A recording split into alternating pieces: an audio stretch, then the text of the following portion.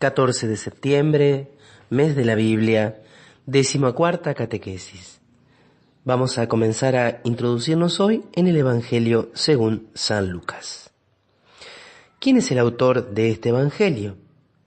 Lucas ha sido siempre asociado en la tradición de la Iglesia, y esto es algo corroborado también por los más modernos biblistas, como este discípulo de Pablo, que aparece mencionado en 2 de sus cartas. Al final de la carta a los Colosenses, Pablo menciona a un Lucas, el querido o el amado médico, y también en la carta a Filemón, cuando menciona a sus colaboradores, también Pablo menciona a un tal Lucas. Este autor escribió no solamente el libro que nosotros conocemos como el Evangelio de Lucas, sino también el libro que conocemos como los Hechos de los Apóstoles. Por eso cuando nosotros leemos los Hechos, ya vamos a dedicar una catequesis a ese libro, vamos a ver que el autor del libro en algunos momentos se incluye en la narración. Él participa, acompaña a San Pablo en alguno de sus viajes. Y según algunos es uno de los compañeros más fieles que llegó a tener Pablo, el cual tenía un carácter bastante fuerte y por lo mismo tuvo desencuentros con algunos de sus compañeros en anteriores viajes. De tal manera que es un hombre culto. Esto lo podemos deducir en primer lugar porque era médico de profesión y en segundo lugar por la manera en que él escribe. Algunos dicen que es oriundo de Turquía, otros que es oriundo de Siria. Lo cierto es que probablemente no conoció a Jesús de manera personal. Si bien la antigua tradición lo ubicaba como uno de los 72, al menos la mayoría de los biblistas modernos dicen que no se pueden encontrar rasgos de la presencia de Lucas ante los hechos de Jesús. Y él, cuando nos cuenta cómo confeccionó, cómo redactó el Evangelio, lo dice así. Es muy interesante. De los 4 evangelistas es aquel en el cual más se advierte la obra de redacción, el proceso por el cual se fue formando el Evangelio.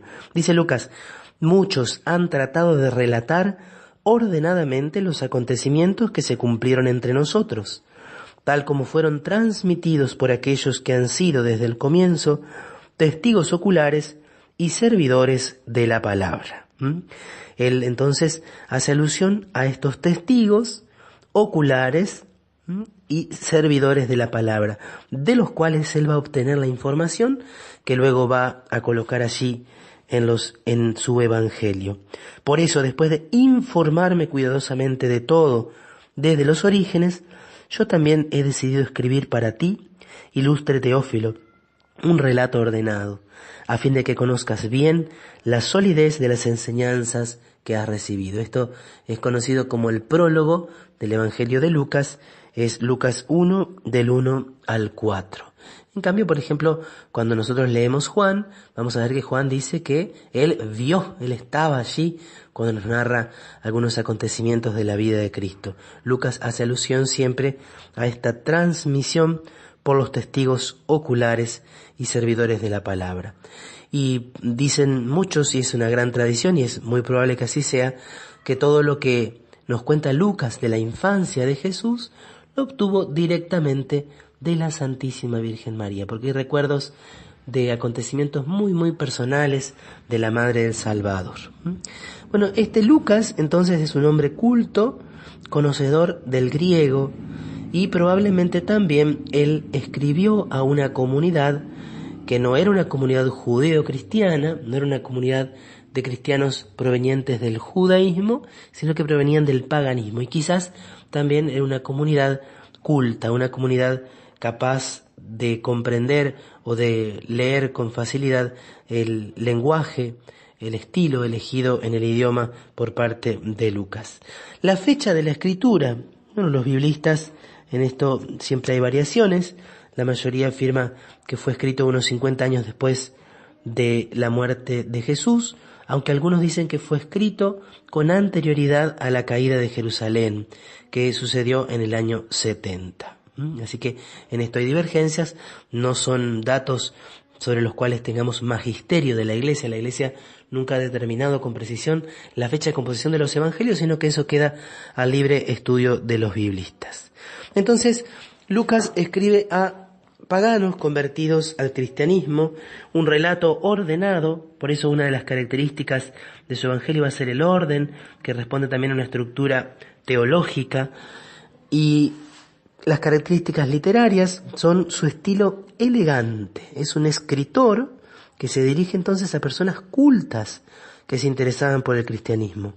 Tiene un vocabulario muy rico, esto lo podemos apreciar también en castellano, pero lógicamente los que lo pueden detectar mucho mejor son aquellos que leen o que estudian el texto en el idioma griego. Pero a pesar de ser un vocabulario muy rico, no es un vocabulario exagerado, no tiene adornos inútiles. Y destaca en el Evangelio de Lucas la delicadeza con la cual él trata momentos duros de la vida de Jesús. La delicadeza con la cual describe, por ejemplo, la traición de Judas.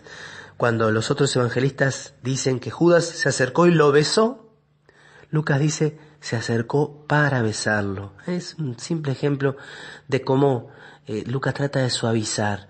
Al igual que cuando nos dice, por ejemplo, Marcos, que Jesús miró con una mirada llena de indignación a los fariseos y a los doctores de la ley, Lucas dice simplemente que los miró. Cuando Mateo dice que reprendió a Pedro y le dijo, apártate de mí, Satanás, la reprensión o el enojo de Jesús con Pedro son siempre mucho más suaves. Él va suavizando entonces los relatos, porque también una de las características que vamos a encontrar en su evangelio es que es el evangelio de la misericordia. Va a subrayar siempre la compasión de Jesús. Las fuentes son las fuentes orales. Probablemente algunas cosas las conoció por Pablo, pero también conoció a los otros apóstoles y algunos de los discípulos. También ha tenido como fuente oral a la Santísima Virgen María, especialmente para los 2 primeros capítulos del Evangelio de la Infancia. Y como fuentes escritas se ponen siempre el Evangelio de Marcos, la llamada fuente Q, y algunos pequeños documentos escritos, palabras de Jesús que ya circulaban en las comunidades cristianas.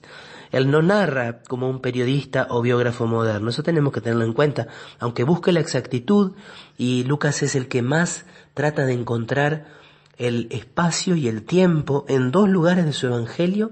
Él va a destacar el espacio y el tiempo. Por ejemplo, cuando narra el nacimiento de Jesús, va a decir quién gobernaba en el Imperio Romano, quién gobernaba en la provincia de Siria, quién era el rey, quién era el que gobernaba allí en Palestina.